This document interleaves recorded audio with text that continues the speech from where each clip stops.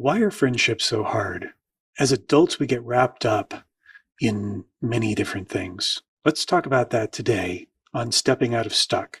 I'm your host, Ted Simmons, the superhero Shyness. And I'm your host, Bonnie Brindle, the Anxiety Avenger. And together we Gonna help you. to get unstuck. So let's get after the friendship question. All right. I'm all ears. You brought this one up for us, Ted. What are you thinking about right now?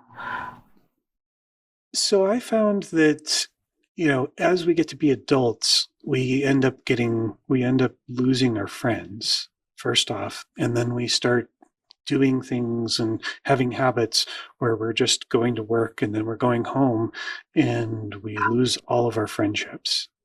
Yeah. Especially with guys. I'm finding that a lot of the guys that I know don't have that many friends. Mm-hmm. And so I was thinking about that, and I was realizing that it's really an epidemic. Everybody's so lonely out there. Yeah. How do we make friends? Yeah.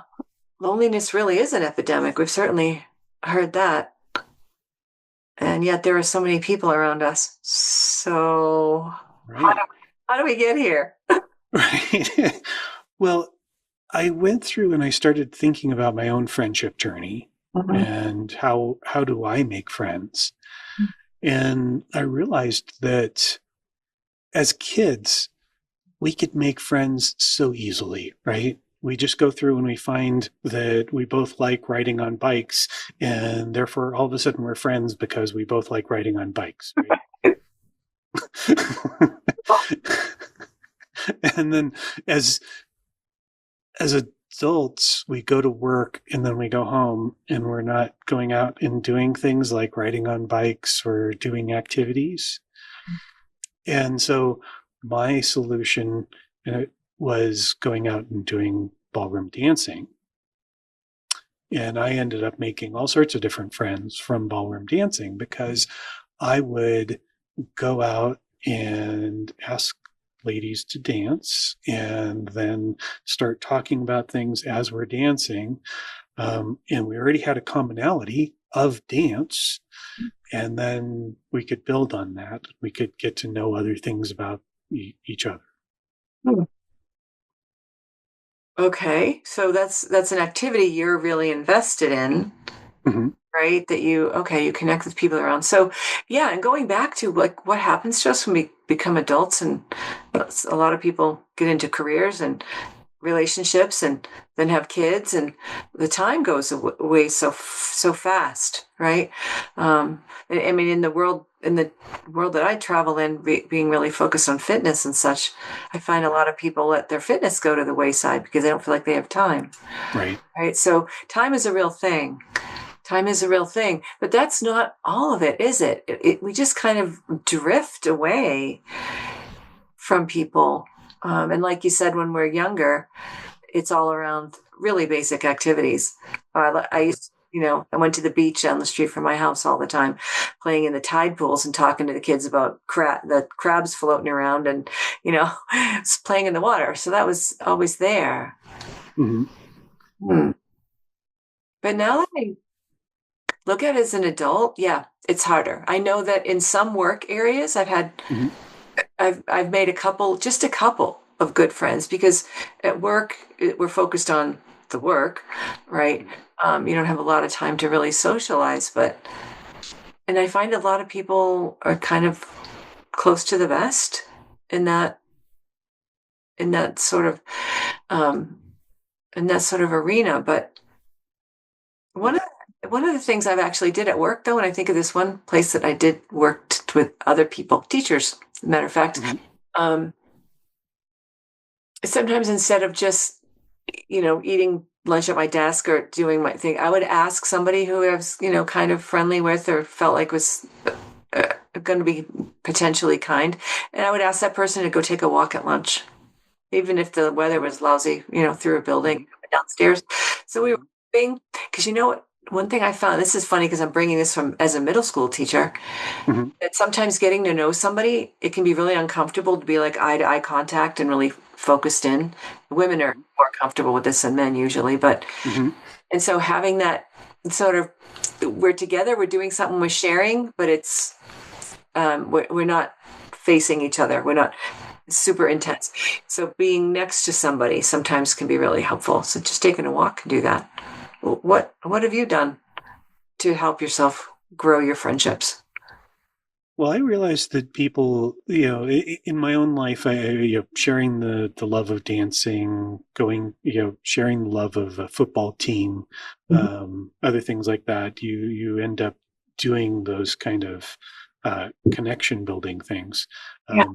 In an earlier conversation, we were talking about we'd gone to a networking group, and we were able to be friendly with people there. Yeah. But some of the other things I found was like, if I went to the same place over and over again, Oh, specifically like dancing, right, to the same dance over and over again, um, people would start recognizing me, and people would start doing the whole "Hey Norm" thing from Cheers, right? And just that constant being out there and being known yeah. for something, then people will start gravitating to you. Mhm. But one of the other things I noticed in my own life, I am, I'm shy, right? So I built up shy protections, Mm. and the shy protections were basically, I could pretend to be somebody and hide behind a shield, and that would not really give people the real me. Mm. It Yeah. would give them the persona of me. Uh-huh. Um, and what I had found is that if I could give somebody something like hey, you know what? That's a really nice, you did that move really nice, or hey, you're really wearing your hair really nice, or you're wearing a nice dress, or, even to the guys, you were really nice to that lady. Going through and giving people compliments and things like that was a bit of like, I would almost call it paying it forward, Mm. giving people positive feelings, positive notes about themselves and positive things about themselves, things. And I realized that came back, and that the people would notice that I had noticed them, and then they would start noticing me. Yeah. And that would actually build up on positiveness and would actually create like more closer to real friendships, right?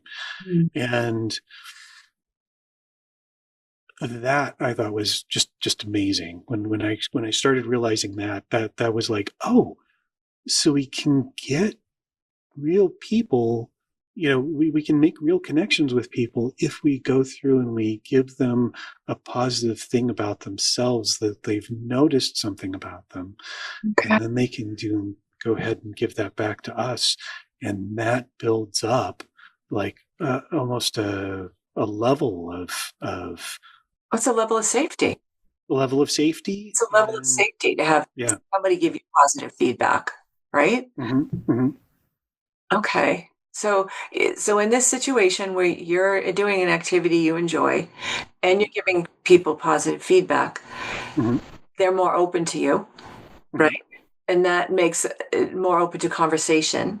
And then I remember in our episode on oversharing, we were talking about how conversation is really initiated by question, right? So we could ask each other about some of the things we're interested in and how we got to figure out when you're thinking about dancing, which type of dance you like the best, or what you like about what we're doing now, or what would you want to change about it. Get Hmm. their feedback of connection, like, right?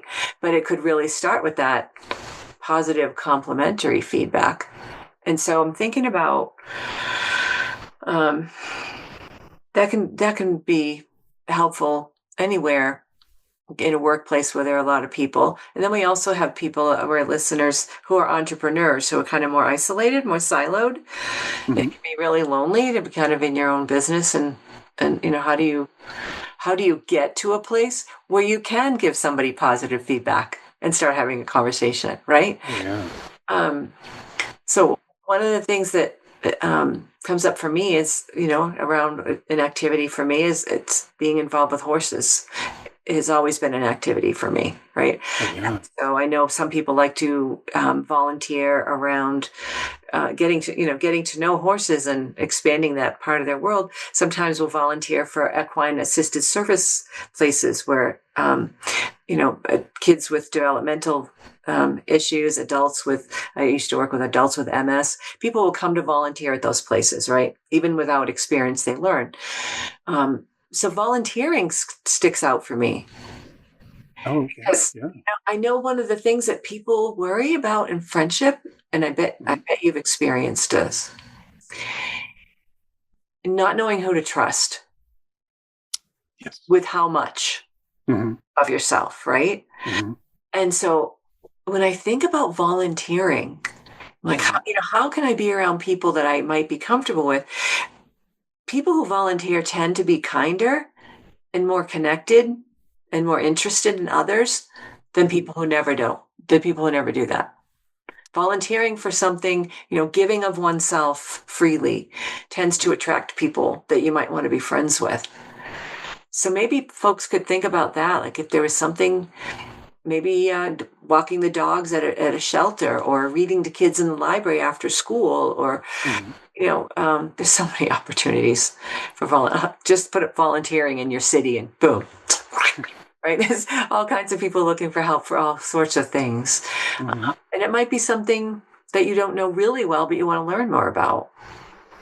Right. But at least that would be something to have a conversation around right away. Right. If you're in that space and you're helping out an organization, you already have a conversation subject to start with somebody. Almost their personal journey on why they became a volunteer for that, right? Perfect question. Why did you choose? Yeah, anything like that. Yeah. And most organizations that would welcome you as a volunteer would love it if you, committed maybe an hour twice a week or something. And when we think about, I have so much work to do, I have all these things. When you really break it down, like what part of the day, what part of the week, what part of the month are you putting into yourself? Volunteering can be self-care because you're growing connections with other people and it reduces your loneliness. Yeah. Right? Just like, walking dogs in the neighborhood. And even if you don't have a dog and you like dogs and your neighbor walks a dog, join them on a walk, I think we just get kind of stuck in our little grind. Yes. And forget about how to step out. Well, it's interesting that to find friends, you actually have to be social. Oh. You have to go and put yourself in social situations in order to find commonalities. So that then you can get into things where you can make a friend. Yeah. And I love that you reminded us about showing up to the same thing more than once. Even just in years past, going to network events with my business cards in my hand made me want to crawl under a rock. Right. It's just like, oh God, this again. And I think because so many people do work kind of at home a lot now, or more siloed, that they're more interested in talking to people on a personal level and getting to know them a little better. Right. Like you said, go repeatedly, stay for a little while, talk to one or two people. If it starts to feel uncomfortable, go and come back another time. Right. Right. But that familiarity of your face is going to make people talk to you. Right. It's going to create interest. And I guess to build on that and maybe summarize it, I would say that if you feel that you're being talked at, then you're in the wrong situation. If you feel that you're being talked to and agreed with, then you can start building something that might be a friendship. And even if you're shy, go out and find the other shy person in the room that might be in the corner and go and talk with them about being shy and that is your commonality, and you've connected over something. And that's really the basis of friendship, is connecting over something, and then connecting over the next something, and then the next something, and then the next something, and then suddenly you're deep friends. Oh, that sounds really good. And it sounds, correct me if I'm wrong, it sounds as if a hidden rule for you behind that before might have been, don't connect with people because it's not safe. And then the more you do that and step out the way you just described it, Mm-hmm. a little at a time around of as an interest, that you can start letting that go and really build connections. Right. I like that. I like that a lot. Well, with that, let's wrap this up. And I encourage you as listeners and watchers to go through and make comments in our comment section. Well, I'm sure we'll answer them. And if you have any questions on future episodes or anything, please leave those in the comments.